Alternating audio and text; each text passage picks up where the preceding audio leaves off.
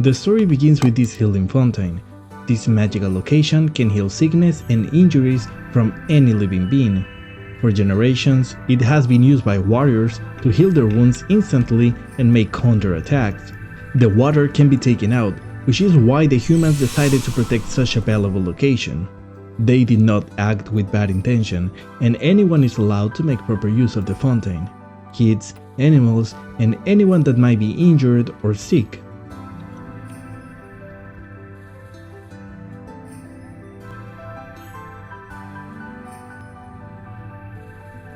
In times of war, this is one of the main locations to protect, which is why there are guards at this post at all times. These guards are here mainly to maintain order, and they do not actively carry weapons with them. Out of nowhere, intel arrives, saying that the horde is ready to make an attack. The knight takes immediate action to inform the king. In fear of losing the fountain, the king sends knights and paladins to protect it. The information sent to the kingdom was correct. The king made a smart decision by sending soldiers to protect that front. 2 paladins with their knights were sent, and just to make sure, the king also sent some aerial support. One of the paladins is a warrior, that is an expert in sword combat. He wears a thicker armor, as he often runs to the front of the battles. He mostly knows combat abilities, and even though he's young, he has gained the respect of the king and his men. The other paladin is a cleric that has different abilities. Among them, he can support the troops by healing them, and he can also cast different defensive and some offensive spells from a distance. He's a more experienced paladin, often being the voice of reason of our warrior character. The horde lives on a more desertic environment. This has made them tough warriors that have to fight every day to survive. They make use of different animals as weapons for combat.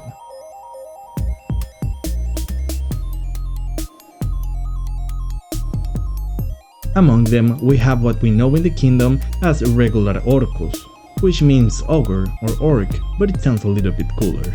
We have a race of orcus that is very fond of battle. Here I'm totally using this Star Wars figure as it fits really well with the others. This is a heavy troop from the horde. He plays different beats to give commands to the troops in the middle of the battle, when a single voice wouldn't be heard by everyone. Lastly, this is one of the biggest animals that the horde has learned to tame. These are fantastic for carrying resources and to provide brute force on the battlefield if necessary. These are fierce warriors, but they are not savages. They might arguably be smarter than the humans.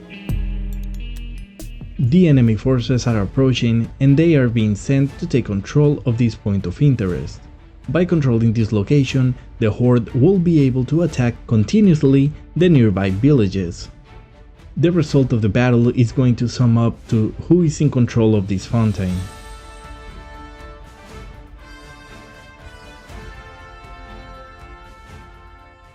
We have 2 armies that look very equal in strength. But on the back of the horde army, there's a face that is unfamiliar to the human soldiers, and to us. This character has never been seen before, and it could be the cause of the seemingly unprovoked attack of the horde. This caster can even up the numbers in the battlefield. This is not an ability that the horde uses. He sends his minions in first to begin the attack, sending a few rounds of them to test the paladins. If this individual doesn't belong to the horde, then it means that there might be another faction that is plotting against the humans. The abilities of the caster are getting everyone worried. He first summoned unknown creatures, but now the skeletons of all soldiers that died here are rising to fight against them as well. This is not looking good, but the humans have prepared something in case of an emergency. A nearby altar of heroes can be found, and one of the paladins goes on to request help from it.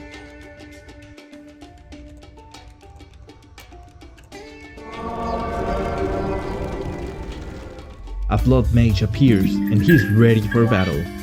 He has been summoned from a different kingdom by a spell.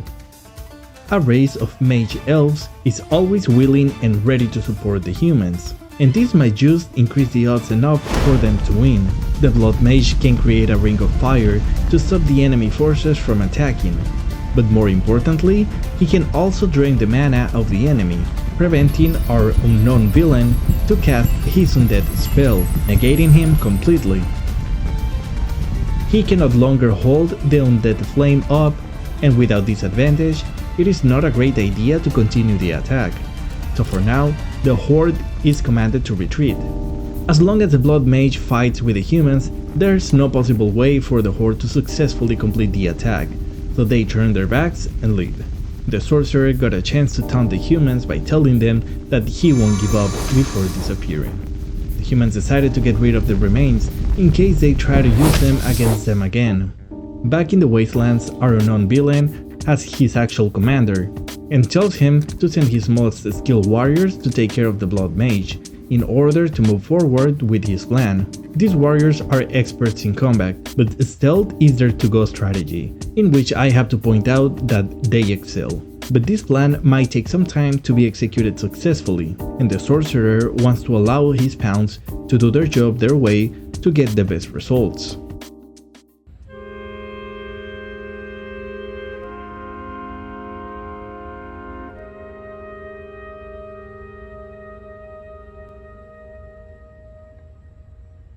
The humans recovered from the battle and made sure that the area was safe. They went to check the villagers as well. They found out that the blacksmith was sick, but his wife heard about the attack and decided to wait to visit the fountain.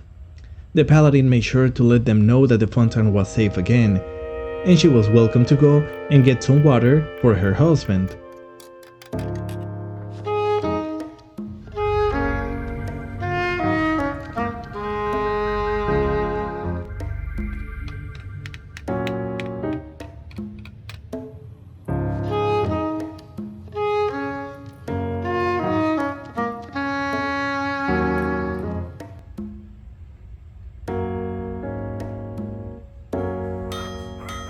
For now, everything seems to be fine on the human kingdom and the nearby areas.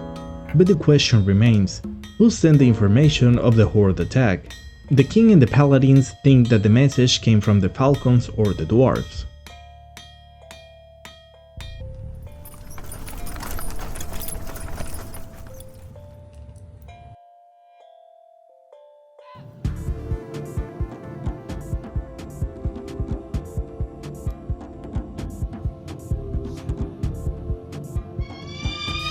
Now, this is very unexpected. The dragon faction have a history of war against the king knights or past tension between the kingdoms, and if it wasn't for them, the horde would have gained control of the fountain that keeps the king's knights alive.